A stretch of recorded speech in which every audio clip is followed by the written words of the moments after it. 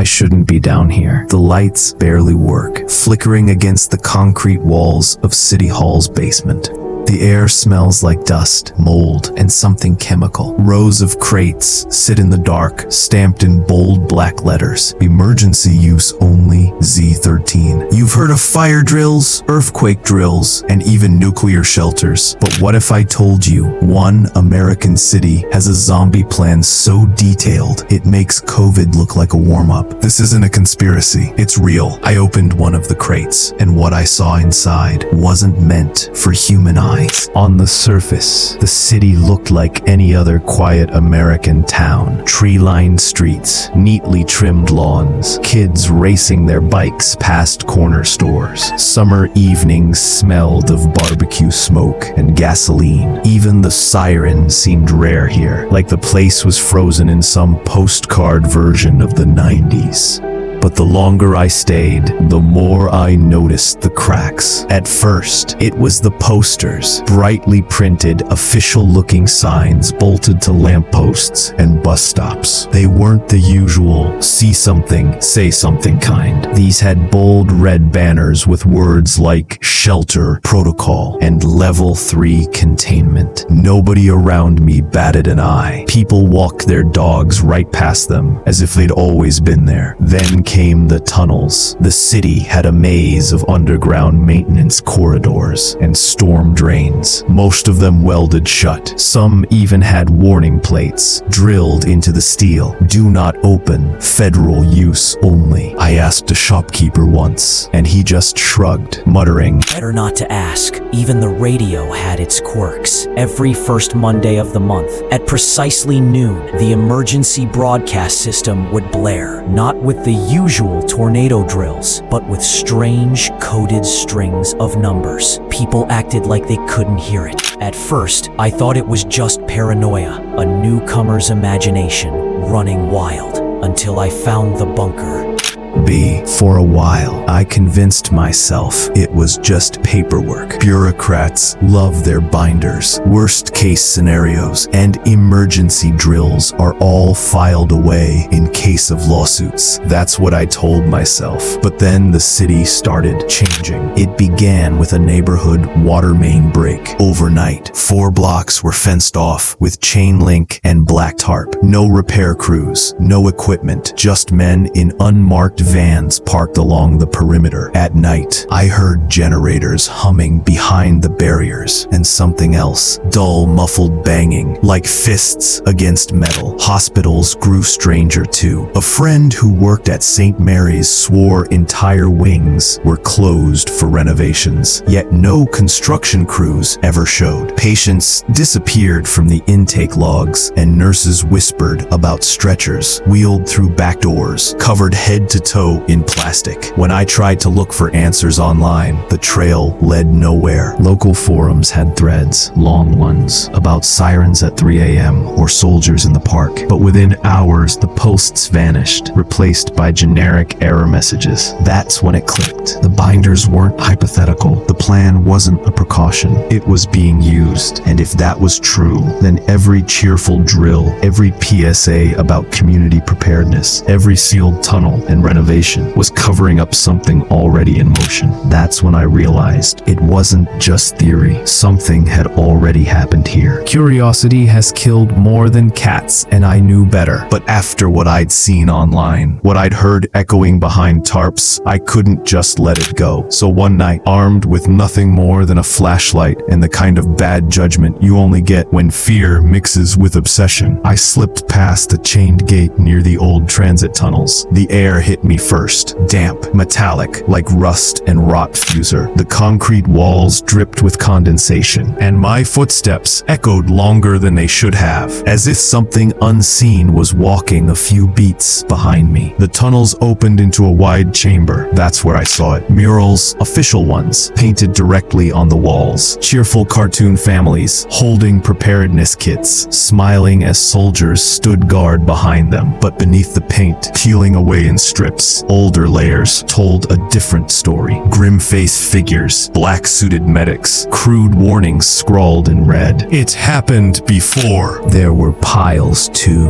Expired food rations stacked like pyramids, some gnawed open by rats, and cages, empty, rusted, still bolted to the floor, each one large enough to hold, well, not a rat, not a dog, something bigger. I nearly dropped my light when I heard voices, faint, echoing down the tunnel. If they knew the truth, one said, low and certain, the city would empty overnight. I pressed myself flat against the wall, heart pounding, praying. The beam of my flashlight hadn't betrayed me, and that's when I saw it. A crate shoved into the corner, stenciled with the same words I'd seen in City Hall. Emergency use only, Z13. I didn't dare open it, but I still think about what was inside. Up until then, it could all still be rationalized. The crates, the murals, the whispers. It could have been abandoned Cold War paranoia, dressed up as preparedness. That's what I kept telling myself. But then I saw the marks. Something bigger. One wall of the tunnel wasn't smooth concrete anymore. It was shredded. Deep, uneven gouges dragged across the surface like something with inhuman strength had tried to claw its way free.